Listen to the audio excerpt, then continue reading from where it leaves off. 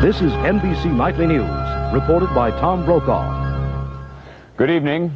And now the number is 191 in the Beirut massacre. 191 Marines dead in the explosion at their headquarters at the Beirut airport. And while the families of the dead were being notified today, President Reagan was defending his decision to keep those Marines in Lebanon. Tonight we begin our coverage of the many dimensions of this story with Vic Aiken in Beirut at the site of the explosion. As each layer of wreckage is cleared, more bodies are discovered. Cranes and bulldozers shift the heavy concrete, revealing holes and crevices which could hold a survivor. But Marines here say they don't think anyone else will be found alive. The clearing operation has also revealed the remains of the truck used to carry the bomb. Marine investigating teams are going through as much of the debris as possible, searching for clues to the identity of the man driving the truck. Some information is already known. The man was wearing green fatigues and driving a yellow truck, and as he went by him, he tried to pull him out of magazine because it wasn't in his weapon, because we're not allowed to have it in his weapon. Tried to pull the boat carrier group home, and by the time he got everything loaded, the man had already exploded the weapon. And there's nothing he could do. And he says as the man went by, he says he always remembered that the guy was smiling. Marines in the center of the base don't carry loaded weapons unless the unit is in a state of alert. No one in authority here is prepared to discuss the lack of heavy security at this checkpoint yesterday. Today, it was heavily guarded. The Marines in this area live and work in an operational international airport. Roads adjoining their buildings are used by airport and airline personnel. Some of the roads have now been blocked. Mobile patrols within the base have also been increased. Marines who had been out of the country on liberty were rushed back to Beirut today to help get the unit back to strength. The French have also tightened security as they continue to search for survivors in their blasted command post. And today, French President Mitterrand flew in to encourage his troops. The Marines and the French say that their morale is good and that they will stay in Lebanon as long as necessary. President Reagan and President Mitterrand have also reaffirmed their commitment to Lebanon. But Lebanese believe that there will be more attacks on the multinational force, and they wonder how long it will be before the American and the French people demand to have their troops back home. Vic Aiken, NBC News, Beirut. This is the greatest foreign policy crisis of the Reagan administration, and tonight the president is facing some very tough questions about the role of the United States in the Middle East, the security of the Marines there, and the prospects for a wider U.S. involvement.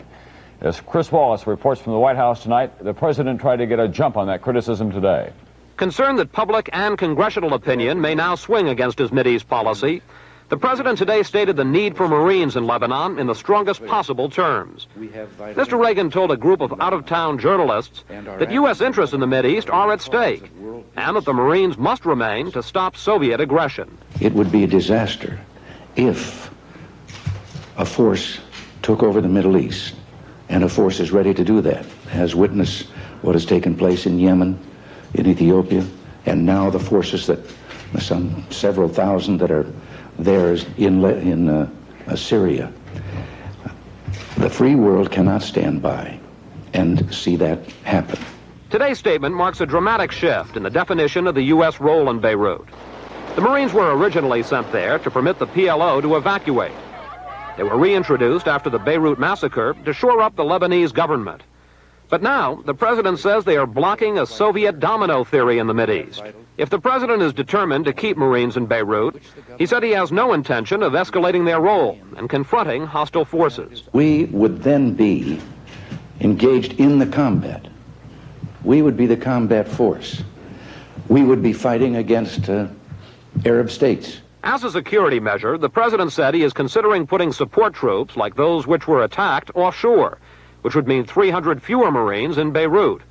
And the president said there is strong circumstantial evidence that pro-Iranian Muslims carried out the attack. One official said privately, U.S. retaliation may never be announced, explaining, some people may just disappear. But the president's main goal today was a selling job. White House polls show a deep public concern about the U.S. role in Lebanon, which officials now expect to spread. Aides say Mr. Reagan is determined to explain to any doubters what the Marines are doing in Beirut. Chris Wallace, NBC News, at the White House. Syrian and Iranian government spokesmen tonight denied that their governments had anything to do with those suicidal attacks on the American and French barracks. We'll have more on the Beirut massacre story, including the families of the dead Marines and congressional reaction when we return. Coming up, John Hart in New York with the stories of Marine families. Brian Ross in Los Angeles on the DeLorean tape flap. And Stan Bernard in Beirut on the anger and despair of Marine survivors. This has been a terribly traumatic time for the families of Marines stationed in Beirut. Those families have spent hours in front of their television sets near the telephone, not knowing if their Marine were dead or alive.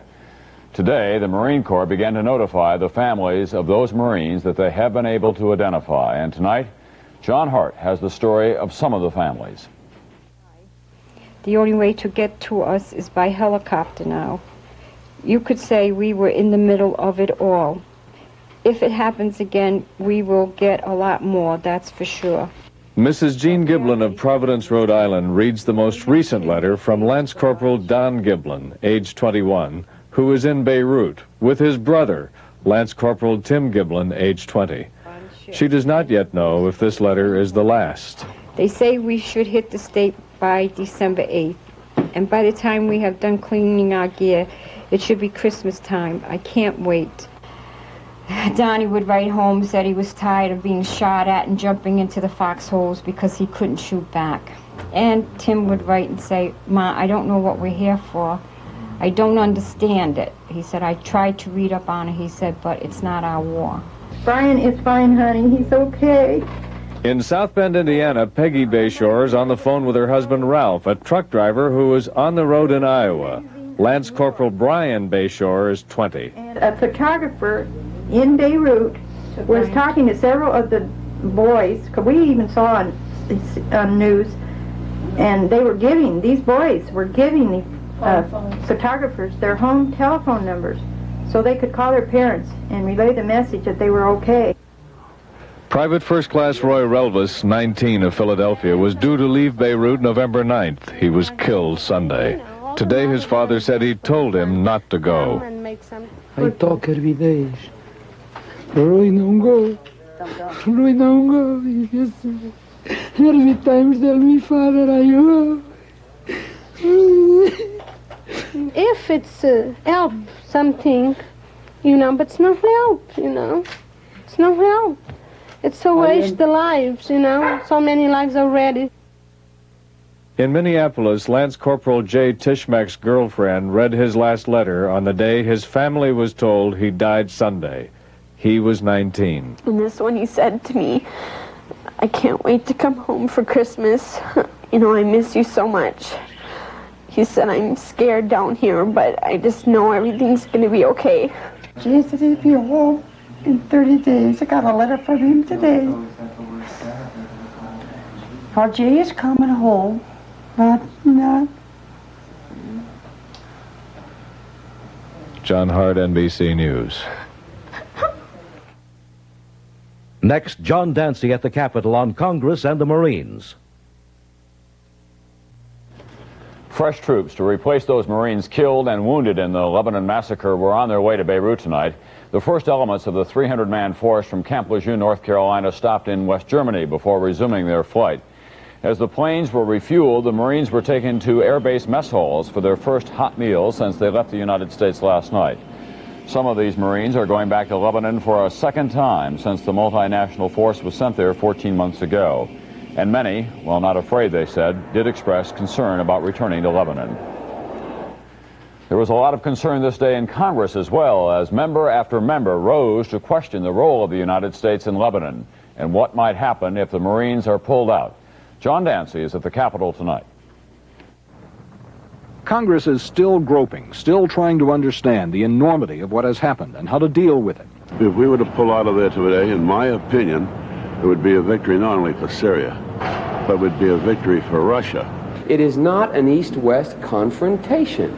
If you term it as an East-West confrontation, then we better not just send a couple Marines there. The analogy of Vietnam came to the minds of many. Minority Leader Byrd misspeaking, calling Lebanon Vietnam. And we ought to do everything we can to hasten the departure of our boys from Vietnam. Congressman Clarence Long tried a Vietnam-era technique, introducing a resolution to cut off funds for the Marines in an effort to force a pullout. We stayed in Vietnam for 10 years because we didn't have the guts to accept the fact that we had a defeat coming up.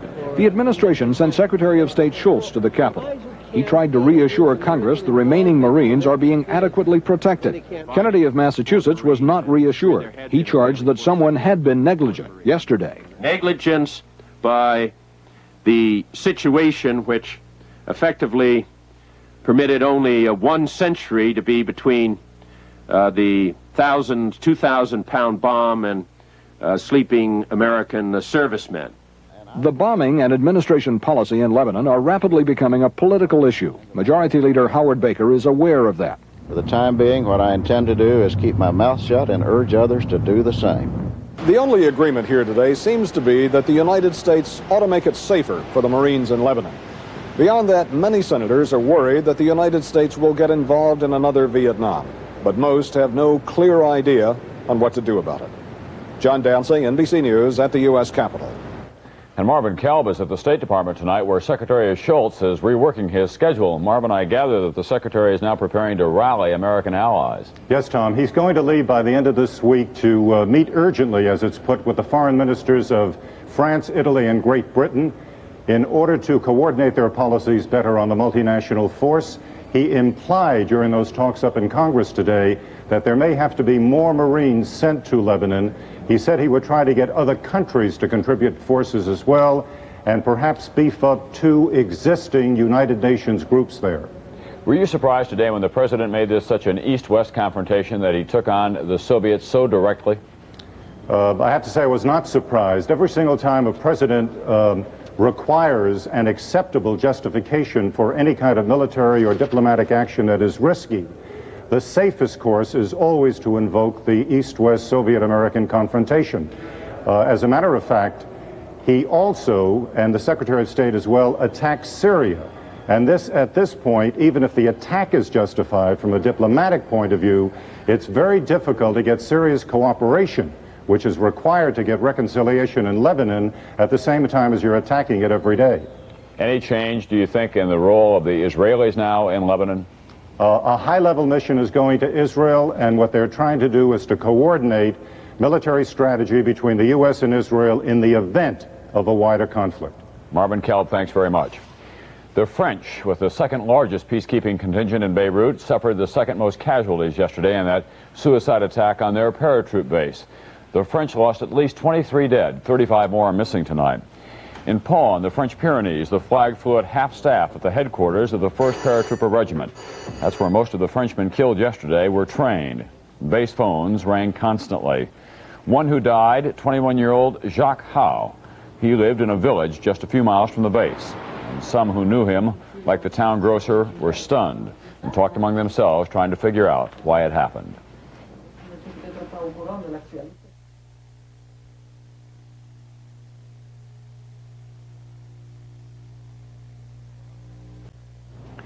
After threatening for weeks now, the Soviet Union today said it has now started preparations to deploy new missiles in Eastern Europe to counter the new missiles that NATO is planning to put in Western Europe. The Soviets didn't exactly say what kind of missiles they're talking about, short-range tactical rockets or medium-range strategic missiles. They did say that the new weapons will go to Czechoslovakia and East Germany. Getting rid of all nuclear weapons was the object of a series of demonstrations across the United States today. One of the protests was at the Savannah River plant in South Carolina. It makes plutonium for nuclear warheads. Police arrested and dragged away 78 demonstrators who went limp in front of cars driving on roads to the plant. Another 70 demonstrators were arrested in Southern California today when they deliberately blocked entrances to the McDonnell Douglas Corporation. That's a defense contractor.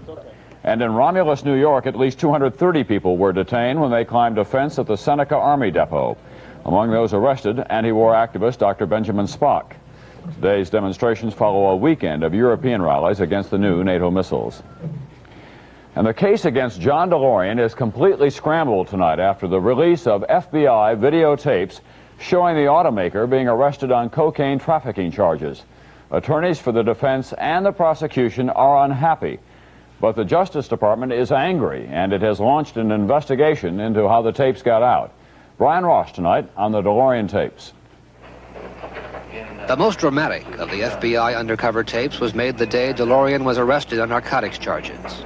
DeLorean is seated in a Los Angeles hotel room while FBI agents posing as drug dealers open a suitcase full of cocaine. DeLorean giggles and compares it to gold. Gold. Gold weighs more than that, for God's sake. The first meeting to be taped was at the L'Enfant Plaza Hotel in Washington, D.C., attended by DeLorean and federal informant James Hoffman, who DeLorean claims entrapped him in the drug deal. Nobody wants you to do something, that you're not comfortable with. No, I'm relying on you saying that there's no way to connect you to the thing. DeLorean's lawyer, Howard Weitzman, said the unauthorized release of the FBI tapes makes it impossible for DeLorean to have a fair trial. How can John DeLorean ever get a fair trial? Ever? The FBI tapes somehow came into the possession of Larry Flynt, the publisher of Hustler magazine, and it was Flynt who released the tapes to news organizations this weekend. Federal prosecutors and the FBI are now trying to find out how Flynt got the tapes. Flynt says he got them from someone who works for the federal government. But some federal authorities have told NBC News they think the tapes came from a member of the DeLorean defense team, Anthony Pellicano, a private detective hired by DeLorean who has also worked for Chicago mafia figures. Pellicano got the tapes when they were given to DeLorean by the FBI. He denies he released them to anyone. Well, I'm satisfied that the tapes are still in here, because they're still in here. Whoever released the tapes, for whatever reason, has clearly disrupted the judicial process in this case and raised the possibility that the drug trial of John DeLorean could be put off for several months. Brian Ross, NBC News, Los Angeles.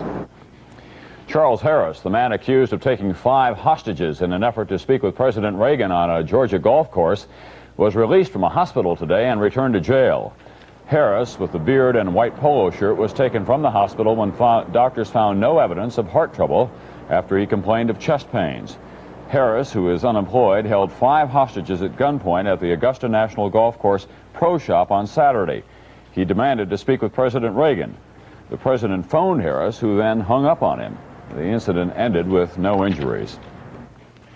General Motors today reported record earnings in the third quarter of this year, $737 million. The stock market, however, throughout much of this day was down, shaken by the Lebanon massacre.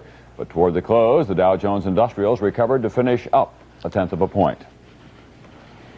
At NBC News tonight, we're shocked and saddened by the death of a colleague, Jessica Savage. Jessica and a friend were killed when their car crashed into a canal in Pennsylvania last night. She was 35 years old, one of the best-known television correspondents in the country. Jessica began her broadcasting career in radio as a teenager and in college. She joined NBC News in 1977 and anchored her own program, the Saturday Nightly News. She also covered a variety of stories, including the 1980 national conventions. Through it all, Jessica fought against what she called the myths of women in broadcasting. The women's voices are not authoritative myth. The myth that women didn't want to look at another woman on television. It was the same thing as women don't want to vote for other women. Women don't want to buy goods and services from other women.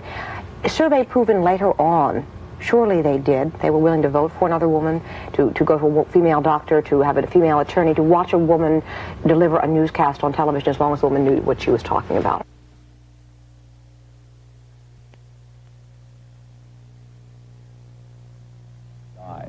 Next, Stan Bernard in Beirut on 2 Marine veterans of 2 bloody conflicts. For several weeks now, NBC News correspondent Stan Bernard has been practically living with the Marines in Beirut, sharing with us their personal hopes and fears in his Lebanon Diary.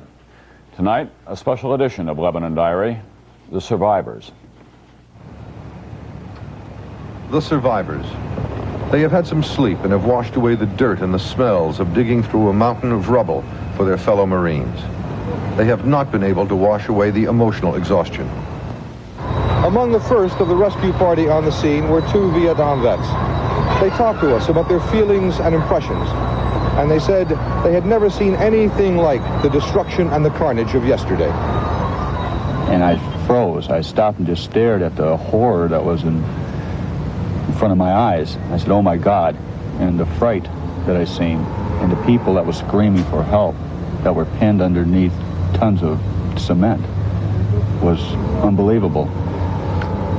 There was still the lingering smoke, of course, from the concrete dust. Everything was in pretty much of shades of gray, kind of like an old black and white photo, if you can imagine, just no color at all.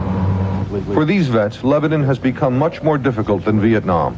There, we could fight back. We went out into the jungles, we run our patrols. Here, we're in a peacekeeping role. Our job here is not to engage with the enemy or with the outside factions. So it's a completely different role, and it's a hard role. It's a hard role of restraint. If I'm going to die, I don't mind dying. I want to be able to fight and know that I contributed something. But when you see human life wasted the way it was yesterday, why didn't they come right at us instead of being the low-down way they did it? Sergeant Lang was wounded in the blast, and his anger is building as he thinks about the friends he lost.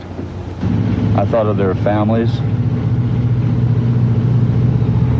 what their wives are going to be thinking, what are the American people going to say about it.